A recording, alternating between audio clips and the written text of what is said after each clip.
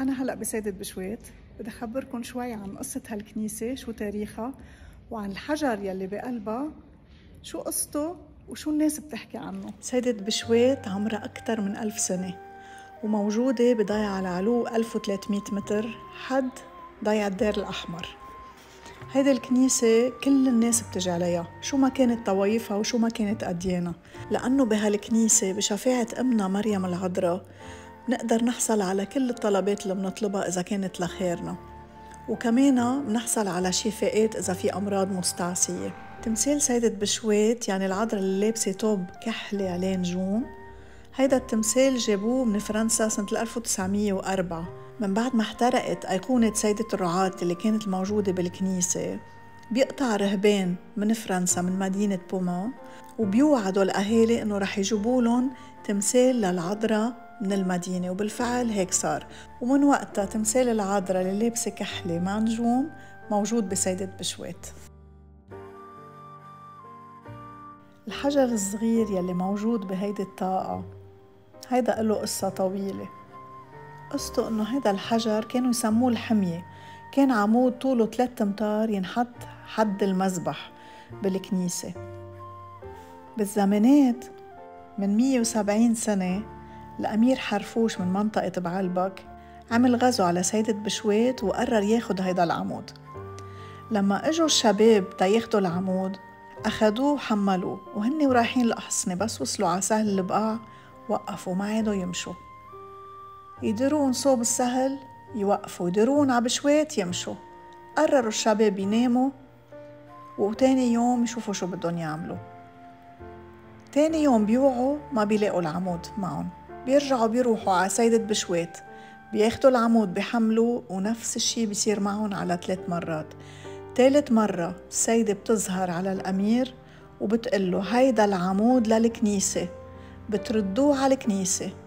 بيقوم هو بيحمل حاله شخصيا وبيرد العمود على الكنيسة، وصارت هالناس تاخد منه بركات هالعمود وياخدوا منه وياخدون على بيوتهم، حتى صار حجر زقطور، حجر صغير، وضبوه بقلب السيدة.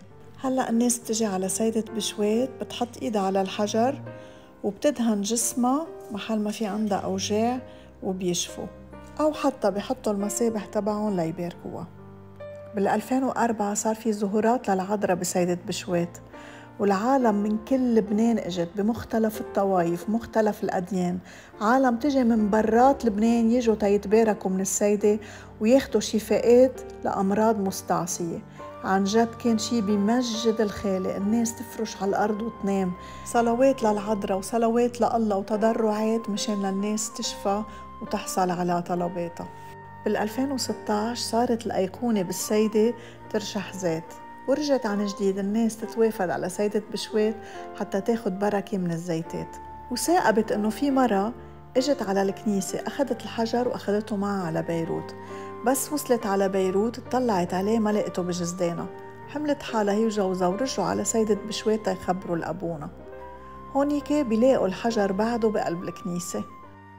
ورا الكنيسة في البخور والزيت والبركات.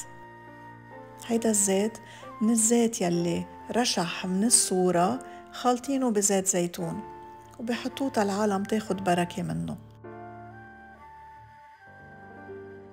أكيد منحب نفوت على كنيسة نظيفة ومرتبة، مشان هيك لازم دايما نترك على القليلة فلس الأرملة مشان المسؤولين عن هالكنيسة يقدروا يضلوا منظفينا ومرتبينا. إن شاء الله مقبولين منك منك كمان. إن شاء الله يجعل السلام على العالم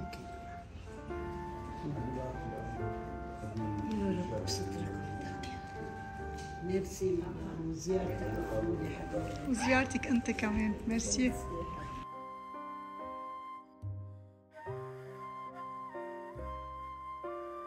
إذا عندكم طلب من الله حابين كتير تحصلوا عليه، تعالوا زوروا سيدة بشويت واطلبوه منا وشوفوا كيف تحصلوا عليه، وما تنسوا تسلموا لي عليها. I love you all. Bye.